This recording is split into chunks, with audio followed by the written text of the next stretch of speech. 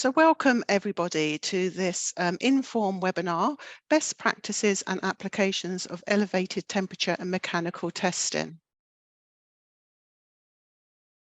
So this is our latest Inform webinar. IOM3 are very excited to be working with a number of organisations whose expertise covers the full spectrum of our technical communities.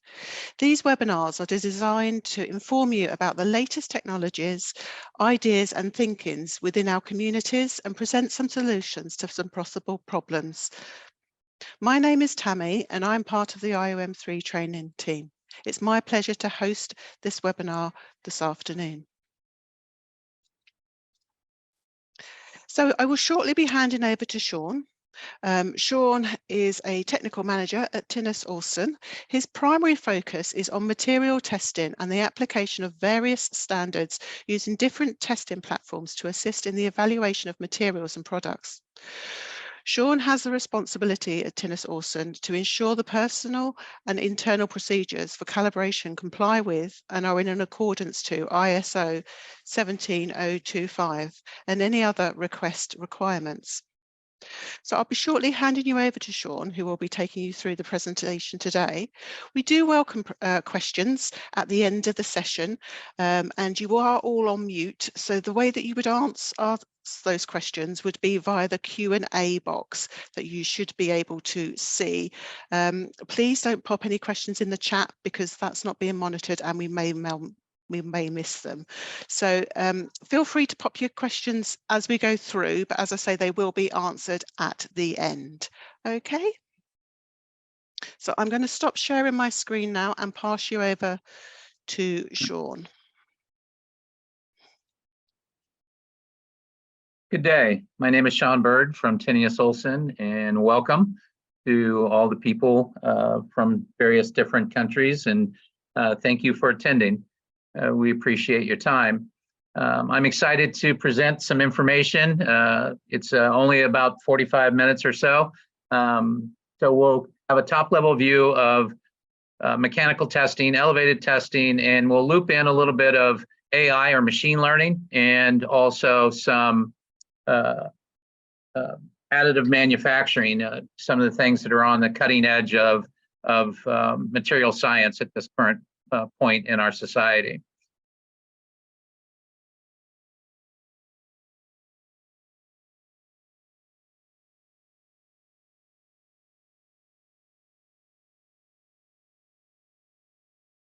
So why are we here? What are we going to talk about today? We're going to talk a little bit about elevated testing.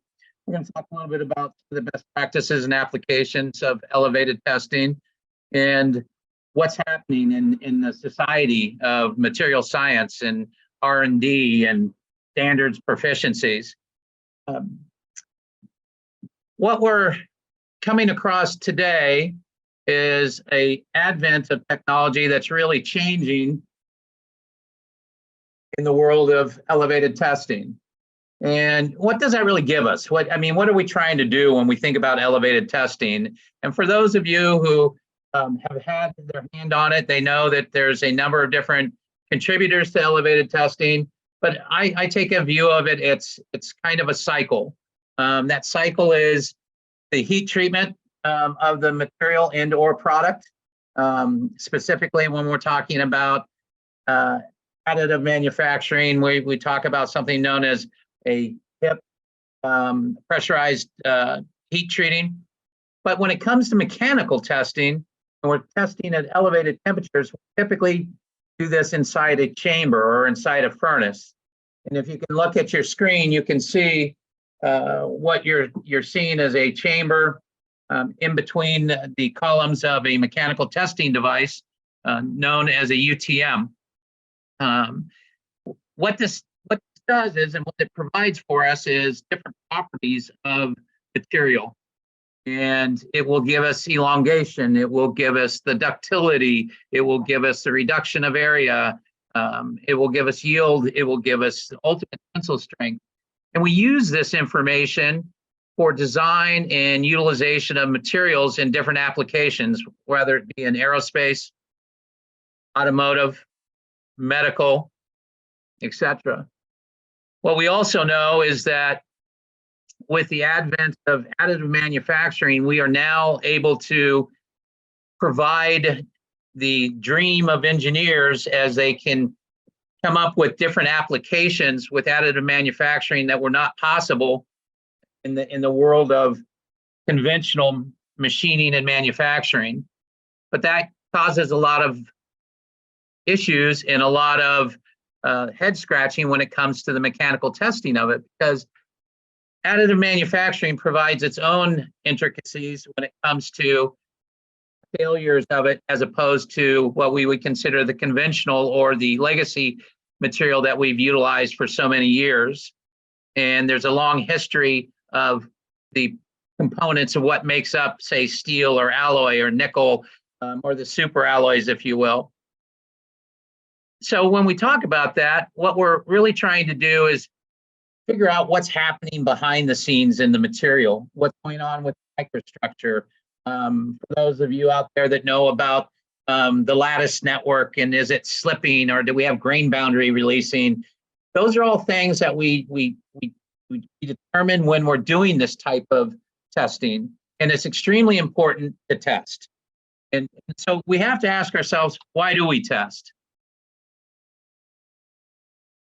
Well, we test primarily for what I consider these four main reasons, and that is test to ensure quality.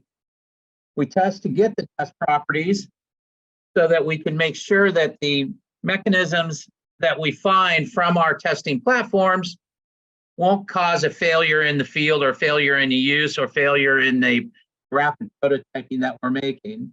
But sometimes that happens. Sometimes we have failure. And from that, we glean or we acquire information that becomes useful in our developing of more product. So elevated testing, from my viewpoint, and probably from a number of the folks that are in audience here, is extremely important when we think of, I'm sorry, we're kind of moving through here. Let's go back. That was going on its own there for a moment. Sorry about that, apologies. Lost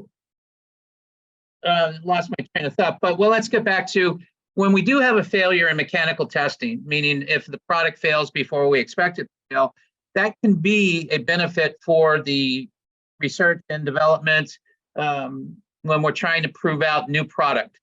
And again, how do we find that out? In conventional testing, there's a lot of mechanisms that happen with the lab work, with the people that are doing the testing. And that's why we start making the informed choices about the material we're going to use.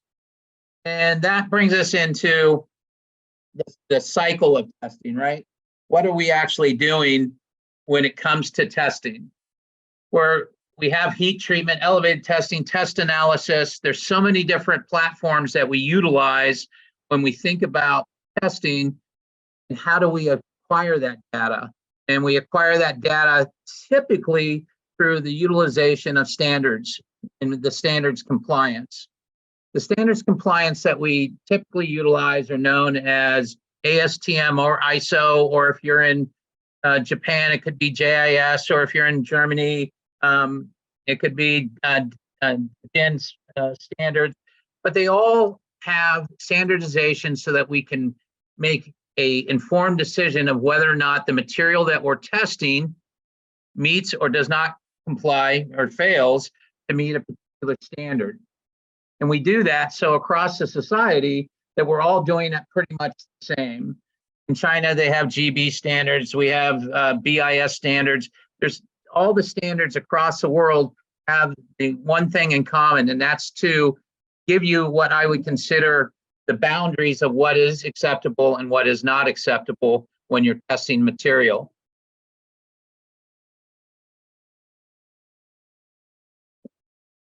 So to talk a little bit about the standards, and these are just a few of them. There's literally thousands of standards across the world that are utilized in different types of mechanical testing. And I just cherry picked or picked a few standards that I know that are common to my society. I use both ASTM and ISO. And for high temperature tensile testing, or what we consider elevated temperature testing, E21 is a very common standard. This standard is set out so that we can follow a procedure, so that we kind of have a menu, if you will, to follow. And then within that menu, there's recipes, and those recipes are very important to follow so that we conduct tests and we have what's known as repeatability and reproducibility while we're doing our testing. And that lowers what's known as our uncertainty so that we have viable data that we can share with our lab or with our colleagues at different facilities. So let's talk a little bit about one of the reasons you're here. What you're looking at on the screen is just some examples of different types of setups for elevated testing. And by no means is this all of the different platforms that are utilized in the testing world for elevated temperature testing. What I'm showing you here is some elevated temperature testing that is what we call tensile testing. And you can see inside the chamber on the left of the screen, there's actually some what we call grips inside the chamber that are rated for a particular temperature. And the door is open. And then you see in the center is what's known as a tensile sample in between some adapters that hold it. And then they close that chamber. And then to the far right, you see what's known as a video extensometer. And this is a device that has the capability to see inside the chamber and see as the physical characteristics of the material are changing as it's starting to go through its what we call the stress strain curve. And what that's really telling us is what's the ductility of this material, what's the strength of this material, and we use all that information to coalesce with some of the other information that we get from elevated temperature testing. This testing can be done with other platforms other than tensile testing. It can be done in compressive testing. It can be done in impact and ductility testing. So when we think about it, we don't just want to consider tensile testing. We also want to consider some of the other mechanical testing that's out there. Not just what we call static testing, but also dynamic testing that's done cyclic, also testing that's done what we call creep or stress rupture testing. What we're looking at, and just like I said, to the far right is a optical extensometer. And when you think about optical extensometers, you think about how can they look in there? There's a phenomenon known as black body radiation, and not to get too technical in here, but there's a lot of things that are happening inside there that we didn't know until we actually looked at it with a optical system, and it's really increased our knowledge base, and then also raised a lot of questions as we've continued into the realm of elevated mechanical testing. Now, I've been doing this for a number of decades, and even in the 3+ decades I've been doing this, I've seen extreme advancements in some of the materials that are being presented from different manufacturers. But along with that is how do we analyze that material? What do we look at, and how do we gather that? And when you think about that, you can start thinking about the actual furnaces that are in use in most of the test labs and universities and academic facilities throughout the world, and the specialized machines that use different test platforms that we do, and also what the capacity of those are, how much load they can exhibit. I did mention a little bit about the accuracy and the repeatability. What we're finding is that with the new equipment and the new techniques that we utilize, it's becoming actually more repeatable and reproducible, and the accuracy is even better than it's ever been. And this has allowed us to gather a lot more data, and it makes us more precise in our predictions about how the material is going to behave in a particular condition, or if it's going to work for a particular application. We know that, if you stop and think about how long has elevated testing been around, all you have to do is think about some of the older scenes we may have seen in the cinema or in a movie, where you see a person hammering a hot piece of steel. Well, they're actually doing some type of metal forming, if you will, and they know that as they hit it with a hammer, they're changing the actual structure of the material. They're actually changing the crystal structure of that material. And that has been going on for thousands of years. And I find it quite amazing that from that, we are at the point where now we're talking about what do we do to increase our reliability with the material? How can we use that information to develop new material? And we have to really step back and look at all the different platforms that we use and all the different statistics and all the different testing that we utilize to find the strengths and weaknesses of different materials. So with that in mind, you can imagine that as material has changed its capacity, meaning that it can go to much higher temperatures, much lower temperatures, we've had to develop elevated testing systems that can encompass that. And that can be with higher temperature, higher pressures. And typically when we talk about higher pressures and heat treating, which is part of this whole cycle, you could be talking about under pressure, typically with normally argon or inert gas. That allows us to find out about the corrosion capability, or its corrosion resistance, if you will. It also allowed us to improve and increase our safety when it comes to the use of these critical systems. And when I say critical systems, I'm talking about when we go on vacation, right? That to me is very critical, at least my family would tell me so. And so when we think about that, where are we using this information? We're using it in aerospace, we're using it in automotive, we're using it in medical. We can use this in designing different systems to withstand all these different phenomena that happen that can cause issues, both from a safety standpoint and from a use standpoint.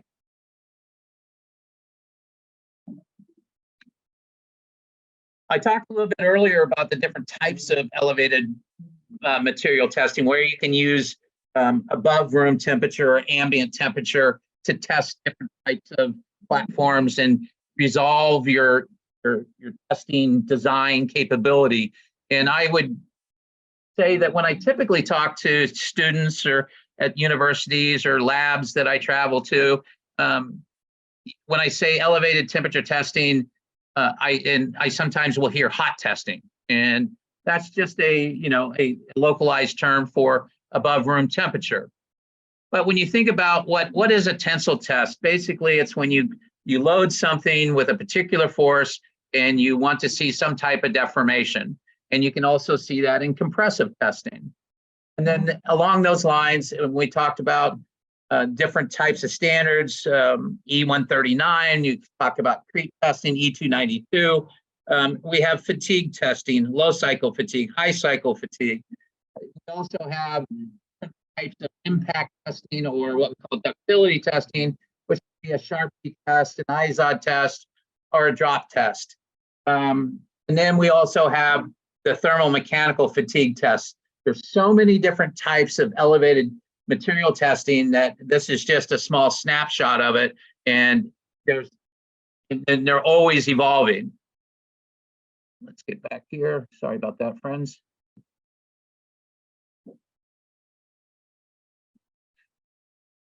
All right, so elevated materials testing, that involves, like I said, subjecting the material to mechanical loads and to study their behavior and what is the condition that it's under, and what are we actually trying to look for? We're looking for the strength, or what we call the ductility of it. And if you stop and think about that, is obviously with your application of elevated temperature testing, you may want something to have more ductility to it. You may want something to be a little bit more brittle, and that type of testing that can give us the evaluation to see what that behavior of that metal or alloy is and how we're going to use it in the production of particular structure components in aerospace or medical or power generation, if you will. And when we think of compression testing, we're doing the same thing, but in the other direction, right? Instead of pulling it apart, we're actually pushing down on it, and we're squashing it, if you will. And this is to, look at ceramics and other brittle materials. Like I said, there's so many different applications for elevated testing that I can't name all of them, that's for sure. These are just another snapshot of some of the things that we've talked about. Like I said, the mechanical thermal fatigue testing, creep fatigue testing. All these tests can be done at room temperature. They can be done at cryogenic temperature. That means below 0. And they can be done at elevated temperature above ambient temperature, whatever that may be in your part of the world. One of the most common tests in pressure vessels in nuclear testing is what is known as creep testing. And that's it can be a very long time dependent test. The material under a constant load under a very high temperature. This is very, very common for, like I said, nuclear testing, aerospace, jet engines, turbines, etc.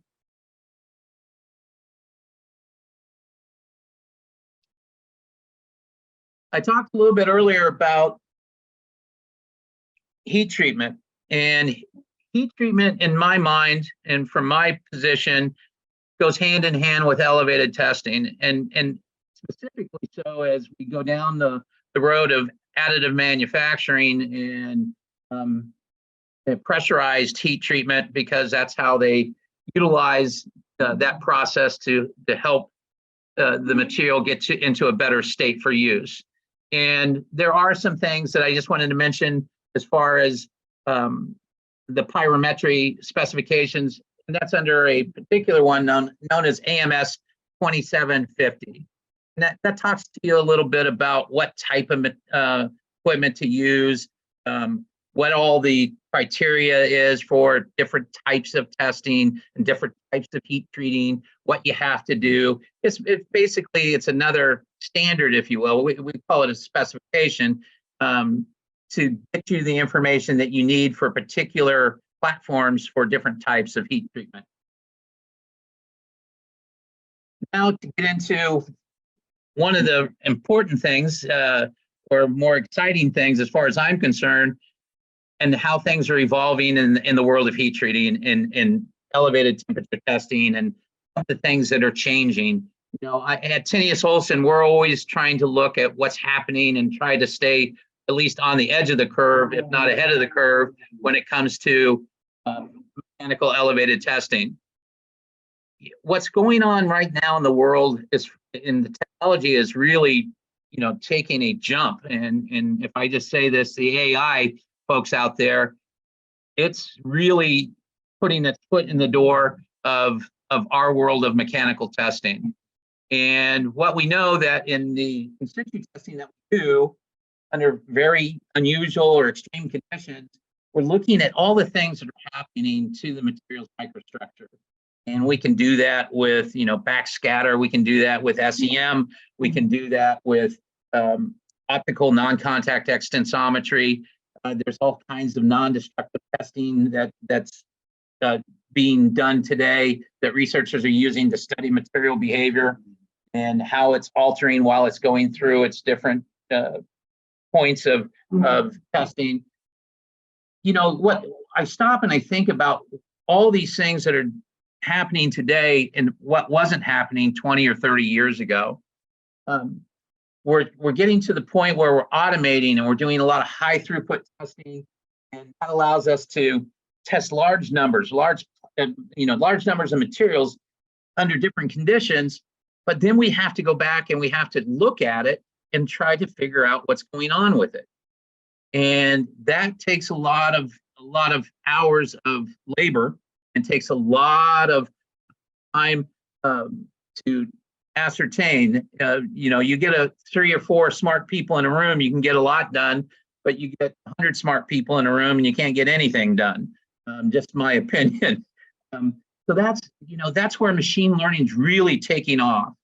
The algorithms and machine learning can allow us to either change a heat treat or see trends that wouldn't be visible to the human eye immediately. And that I'm a big fan of machine learning in the world of mechanical testing, and I think that's really where it's taking us. It's really fast that it can gather all that large amounts of data from all these different experiments and see patterns and relationships that it would take us sometimes months or years to see.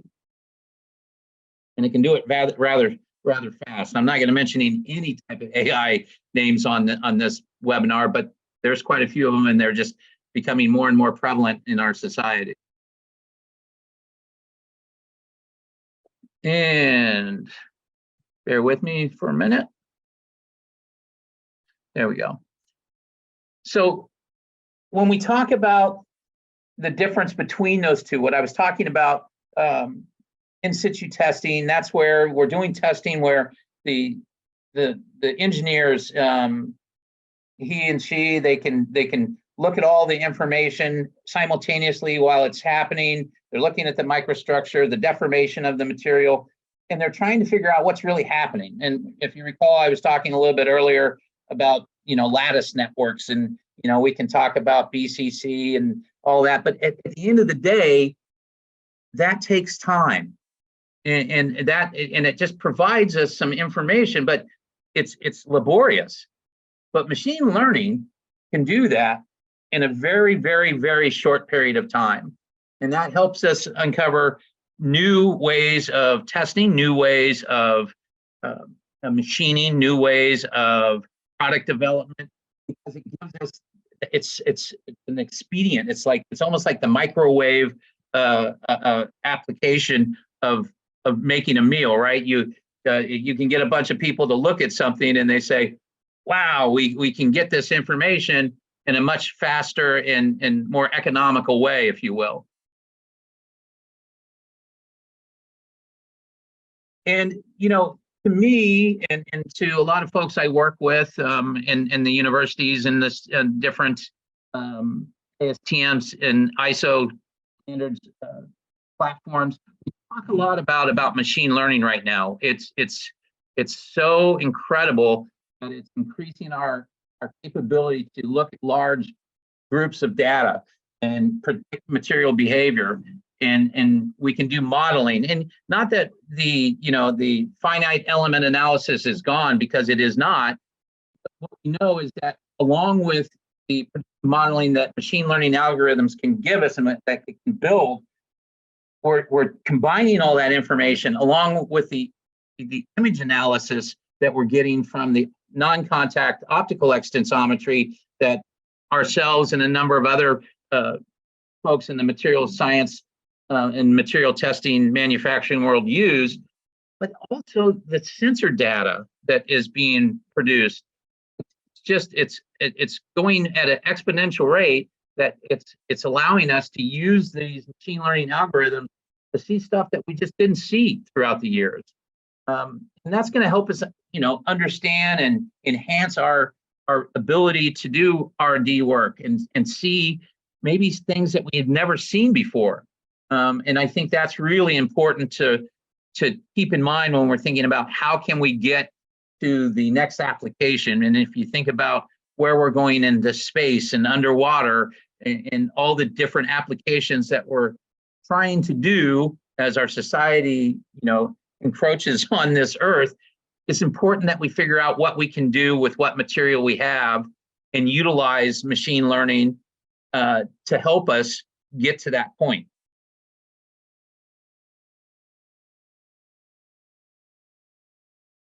Now, I talked a little bit about additive manufacturing, and at the end of the webinar, I'm going to give some information. I had the opportunity yesterday to talk to one of my colleagues who I was directed to at the Center of Excellence for Additive Manufacturing. And additive manufacturing, in my mind, is a phenomenal platform for material, and from my viewpoint, sitting on a number of different committees, it's how do we apply the standards to them, and how do we test additive manufactured material. And what we're finding is, even though people think it's real new, it's not. It's been around since, the late 70s, and then, it propagated into metals after that. And when I say additive manufacturing, for those out there who may not know that term, it's the 3D printing of material. And yes, we can 3D print superalloys. I have some colleagues that work in a number of different agencies, from NASA to testing labs to rocket propulsion laboratories, that they're actually 3D printing material for rocket parts. And I think that's amazing, but they have to test them because we want to make sure that we don't have failure. And sometimes the additive manufacturing is put together with some hybrid manufacturing where it gets made through the 3D printing process and then goes into a conventional manufacturing process, perhaps through a lathe or a milling process. A lot of embrittlement happens, and I'm not going to get into that. That's not what this webinar is about. But what we do know is that through elevated testing, we're finding some of the behaviors that we never found before in additive manufacturing, and then tie that in with all the things that we're seeing with machine learning. I think we're just opening the door up to more exciting and coming up with better and improved manufacturing processes for material design. That's just my humble opinion on that. But it allows us to simulate so many different things in the world of mechanical testing at elevated temperatures. So let's think about where that's putting us. And if anybody's been to any of my webinars before, they've seen this slide. It's one of my favorite slides. And I think it kind of encompasses what's happening in our world today, that there's so much technology going on, and there's so many different things that we're trying to accomplish. Sometimes I think we're getting ahead of ourselves, but I think with the advent of the technology that we're seeing with additive manufacturing, with the machine learning or AI, coupled with that, we're on the precipice of some really, really great things in the mechanical testing world and material science world. There's just so many things that are changing so quickly. I talk to my colleagues both in the academic platforms and the testing platforms, and also on the standards platform, and I'm always surprised about something that I haven't heard of. And in my years of doing this, I would think I'm not going to be surprised, but I turn around and I'm surprised yet again. So, I went through a lot of this, and I just have to say, there's so many things that we have to think about. There's so many things we have to consider. And if you came into this webinar thinking that we were going to go through, let me back up there, go through how to do a mechanical elevated test, the reason that we're not going to do that is because there's so many different ways. And there's so many different ways, and that's what the standards are there for, to give you the guardrails, if you will, to give you the boundaries of what you can and what you should and shouldn't do. We could get into the nuances of should and shall, but my position here is just to get people to think about some things, reach out and ask some questions, find out about what material you may be testing, and maybe a better application that either ourselves or some of our colleagues can help you with. Maybe you might want to consider utilizing additive manufacturing, and we're going to talk about that here in just a few moments. And you might consider using AI. I think it's a wonderful platform. So I want to thank you all for your time and your attention. I'm going to peel down into a few more slides here because there is a center of excellence for additive manufacturing. They are under the umbrella of ASTM, and they work and they have a consortium that they work with ISO as well. And there'll be some contact information that I'll provide that you can utilize that information to contact them. I am not an additive manufacturing specialist. However, I am a big proponent of it. And the gentleman that you could talk to will be coming up here in the next 1 or 2 slides. This is me. If you have any questions, we're going to have you answer them, or ask them in just a few moments, and we'll have a question and answer period. I'm going to flash my contact information there, and I'll leave it up there for a minute. Then the next contact information is for Richard Huff, and like I said, he's at the Center of Excellence for Additive Manufacturing under the umbrella of ASTM.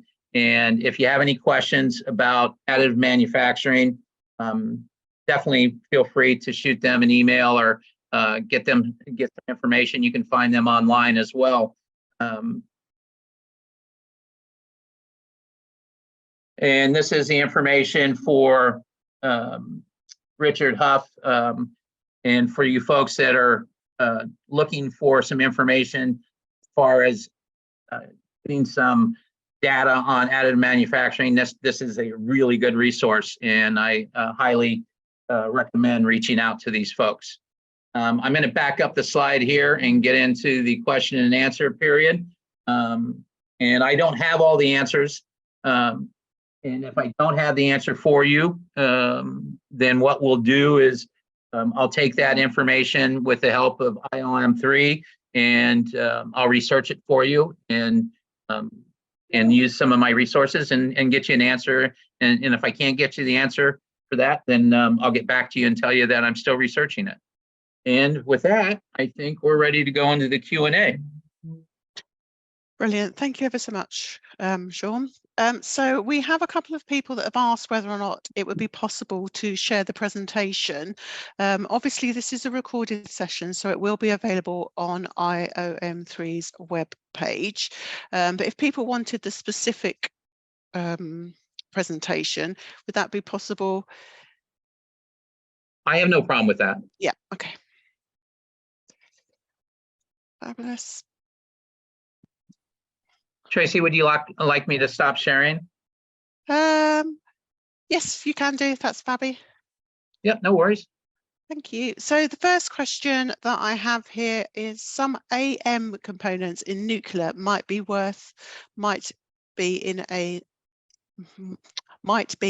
both an elevated temperature whilst also submerged in a reactor coolant. Can you speak to the added complexity of testing under these conditions, and also how might AI help in this situation?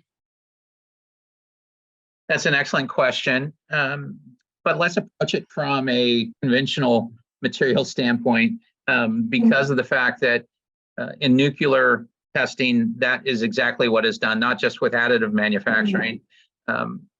But because additive manufacturing is relatively new, I think AI can be integrated into the data analysis of the testing that you're doing at cryogenic positions or elevated positions on additive manufacturing material. I would again suggest reaching out to the folks at the Center of Excellence for Additive Manufacturing. There's literally thousands of papers and lots of data that's available through that platform that you can get some more finite information on that particular question. Brilliant, thank you. So what are the mechanical tests most relevant to ceramic printing? What are them? Let me make sure I understand the question correctly. What are the mechanical tests most relevant to ceramic printing? There are, oh my, there's quite a few different, I'm going to answer that in a broad stroke. It depends on the application. It depends on the type of material that you're utilizing.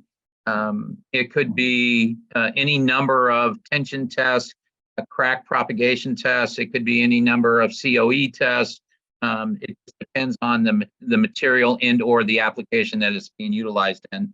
There are a number of different standards for different types of hybrid ceramic composite materials that are available in the Society of Material Testing.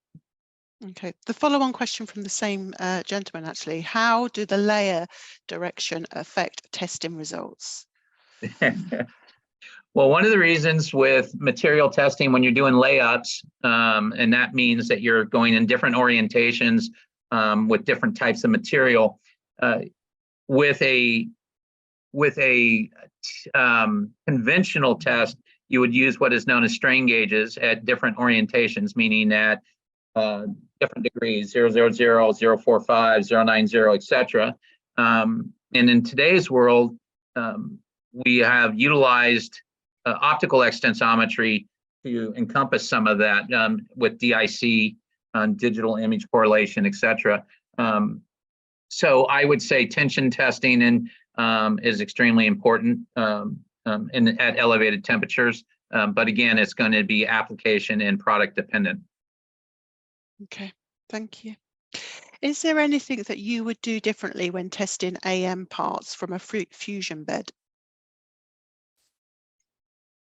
Well, again, this is going to revolve back to what's known as a subcommittee F42, which is the standards development committee for additive manufacturing.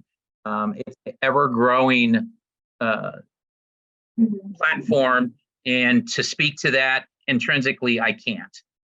There's just, it's so new that the data that's being collected is being used to fortify different types of test methods, etc. That's why I think that with the advent of AI and the different testing platforms, you can collect that data and get information that probably would take a lot more time with human labor. Okay, thank you.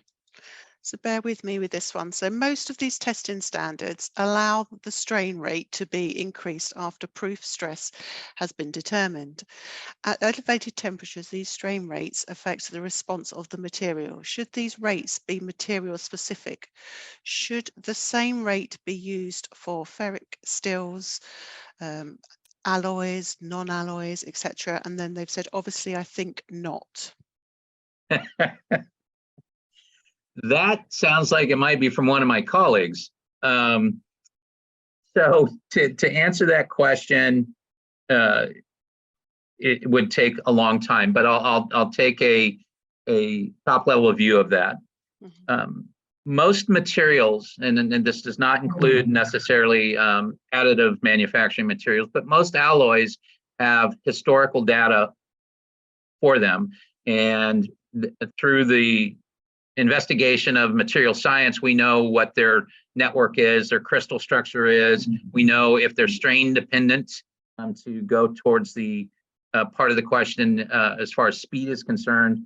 When I say strain dependent or strain sensitive, we know that particular material has to be maintained at what we call a closed loop system, where the strain rate of the material being pulled apart is maintained. So to say that you have different materials that may be different speeds, the answer would be probably yes. But again, it would depend on that particular material.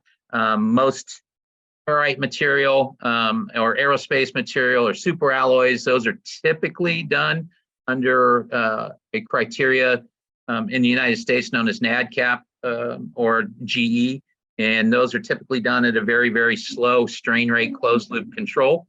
And those are done at 003 to 007. Those are in under ISO 6892 or also under ASTM E8 or ASTM A370. So there's a encyclopedia of information depending upon the material that you're testing and what you're trying to ascertain. As far as there's a difference between proof strength and yield strength. So in that question, you have a number of different platforms that I'm not sure if they coalesce with each other, but it might be just the application that you're trying to find. Okay, thank you. So we have 6 questions. I think we've got about 10 minutes left. So are there any particular limitations with the testing of additive manufactured superalloys when compared with conventional casting, specifically in regards to creep and fatigue testing, for example, test piece sizes and shapes, etc.? I knew that was coming. And the answer is yes. There is some technology out there.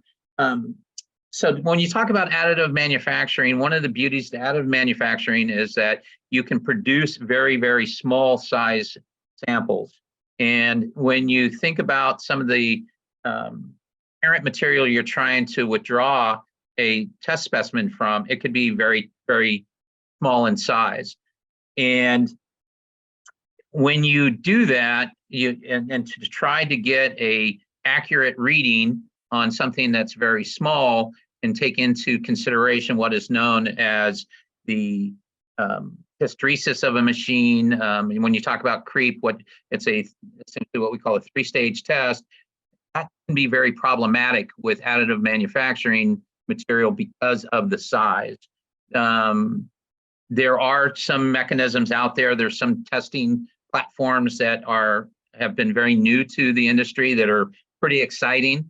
There's some folks over in the UK that have a device that is quite unique, and it's proven to be used in a number of different applications. So, but comparatively to conventional, one of the reasons that standards are there is they are known, and that's legacy information, and we know what the boundaries of those are.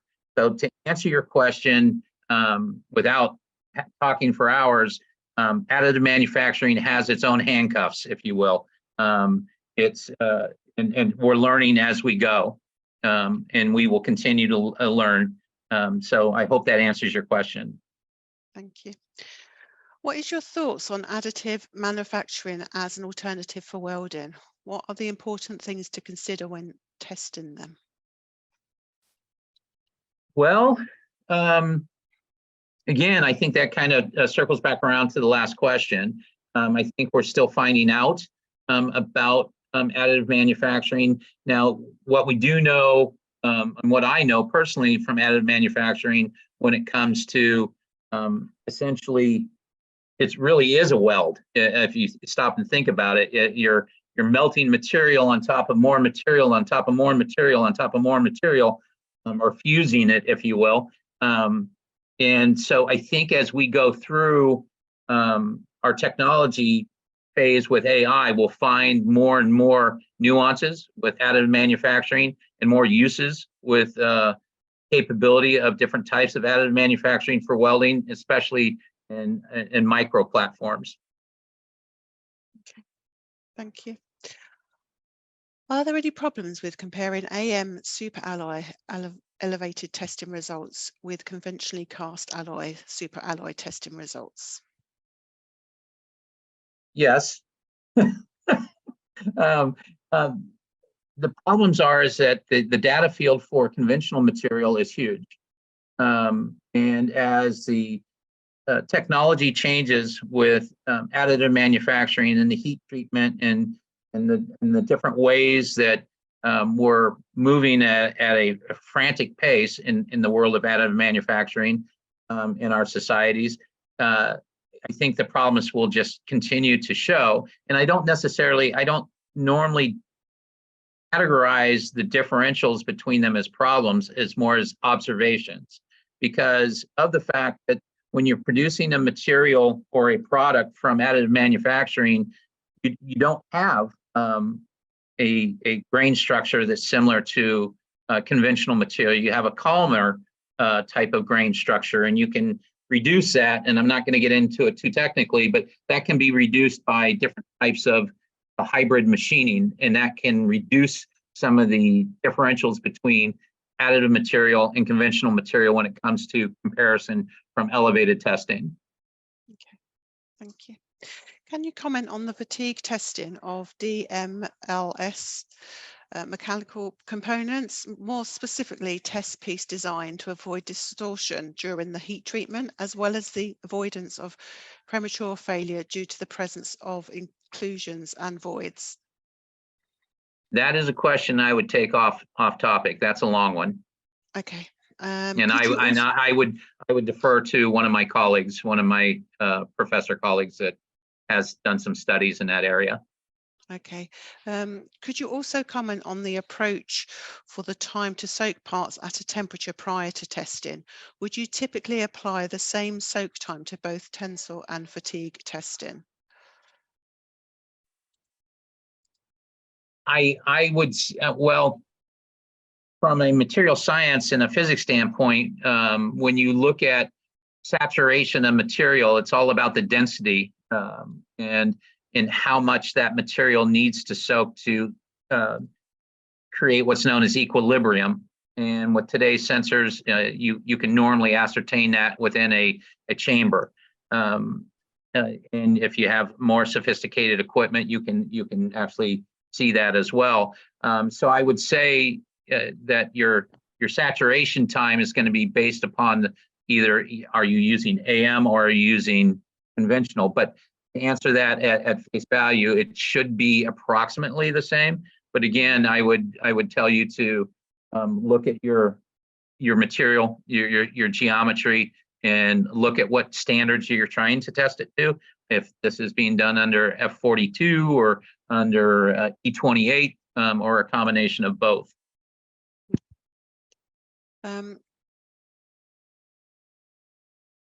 What do you think about the HIP treatment to improve the mechanical behavior of AM material?